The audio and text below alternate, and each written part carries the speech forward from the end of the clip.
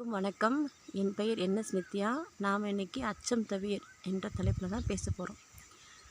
ஒரு மாணவி 4ஆம் வகுப்பு படிக்கும்போது அவங்க வகுப்பில் எப்போதும் வெள்ளை சாக்பீஸையும் சொல்லிக் கொடுக்குற அந்த பெரம்பையும் வீட்டுக்கு எடுத்துகிட்டு போயிட்டு பத்திரமா அடுத்த நாள் கொண்டு வருவாங்க.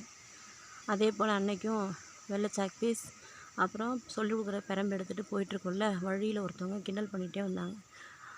இந்த பொண்ணு பொறுக்கவே முடியல. ரொம்பவும் பொறுமையாக போனாங்க. திரும்ப வந்து அண்ணின்னு கிண்டல் பண்ணோன்னே தான் கையில் இருக்கிற அந்த பெரம்பெடுத்து அந்த பையனை நல்லா சுள்ளுன்னு வச்சு அடிச்சிட்டாங்க. வீட்டுக்கும் போய் சொன்னாங்க.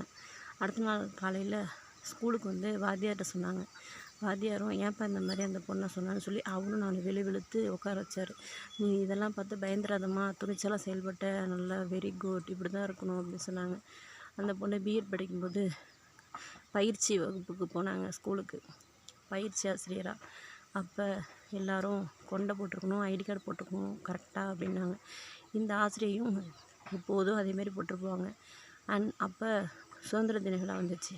எல்லா ஆசிரியர்களும் அன்னைக்கு சுதந்திர தின விழா தானே, இன்றைக்கி என்ன கிளாஸ் எடுக்க போகிறோம் அப்படின்னு சொல்லிட்டு ஐடி கார்டு போடாமல், பயிற்சி ஆசிரியைகள் வந்து கொண்டை போடாமல் ஐடி கார்டு போடாமல் வந்தாங்க. இந்த பொண்ணு மட்டும் கரெக்டாக ஐடி கார்டு கொண்டெல்லாம் போட்டு போனாங்க. இதை பார்த்துட்டு நம்ம எல்லோரும் போட்டிருப்போம்ல, இந்த பொண்ணு மட்டும் போட்டு வந்திருக்காங்க, இவங்களால நமக்கு ப்ராப்ளம் வரும் அப்படின்னு சொல்லிட்டு கலட்டுங்க அப்படின்னு எல்லோரும் மிரட்டுறாங்க.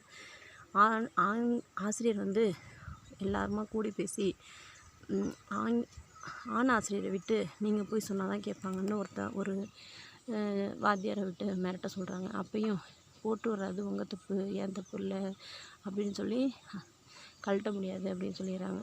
கடைசியாக அந்த பயிற்சி ஆசிரியர்களே சிறந்த பயிற்சி ஆசிரியர்னு பேர் எடுத்துகிட்டு வெளியில் வந்தாங்க. இந்த மாதிரி சூழ்நிலையில் வரும்போது நீங்கள் கரெக்டாக செயல்படணும். யார் தப்பு பண்ணுறாங்களோ அவங்க தான் பயப்படணும். நேர்மையாக இருக்கவங்க என்றைக்குமே பயப்படக்கூடாது, துணிச்சலாக செயல்படணும். நன்றி, வணக்கம்.